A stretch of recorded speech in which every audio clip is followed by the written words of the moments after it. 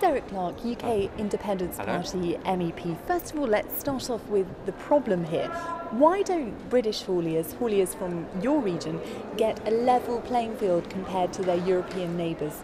It's a lovely expression, a level playing field in the European Union. It does not exist, and it's not meant to exist. The level playing field doesn't exist for truck drivers because, first of all, fuel prices. The cost of diesel on the continent is significantly lower than it is in Britain, with the result that a continental truck driver can go many, many more miles for their pound or the euro than they can in this country, with the result that truck drivers coming here from abroad fill up just the other side of Calais, come over, and they probably don't need to fill up again in Britain because it's not a great distance to go anywhere in Britain. So they get back to Calais, fill up again there on the cheapo diesel, and off they go. And they've undercut their British competitors by quite a lot. I've been travelling in coaches on the continent. I took school parties years and years ago, and we watched the coach drivers do this. We also watched the authorities at some of the borders dip the tank of British coaches to see if they had enough or too much petrol or diesel in them to make sure they were going to buy enough to satisfy the home market. But that's a digression. What I'm saying is that on the continent they used to watch our consumption of fuel very closely. Well, the same thing doesn't happen in the UK. Now, when you add that to the general costs of running a truck in Europe as opposed to Britain, it starts to escalate.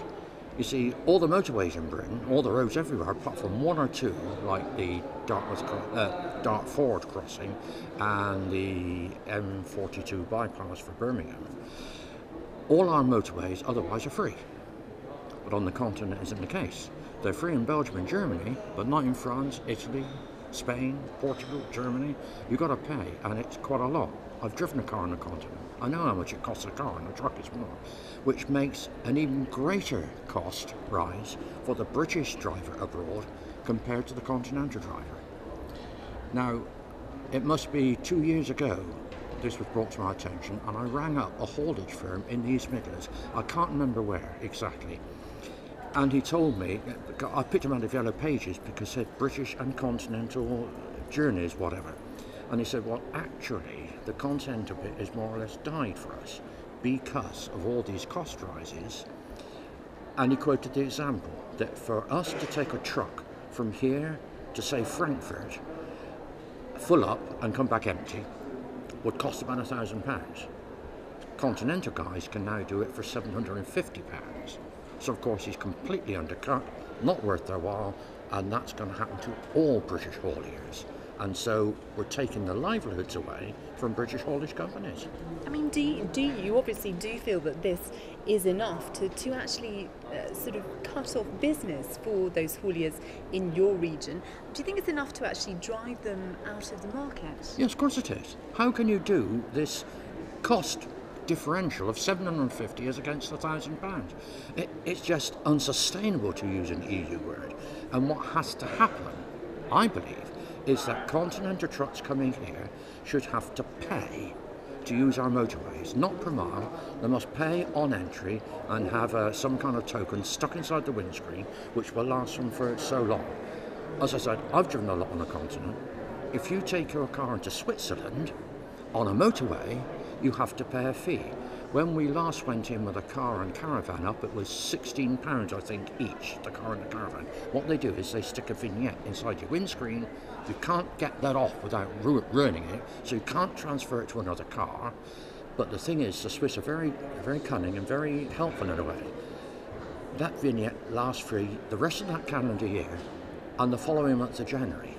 And they do that because they know a lot of skiers also come over in the summer. They don't like to catch them twice. The Swiss are not that greedy. And so you could do the same with trucks coming into UK.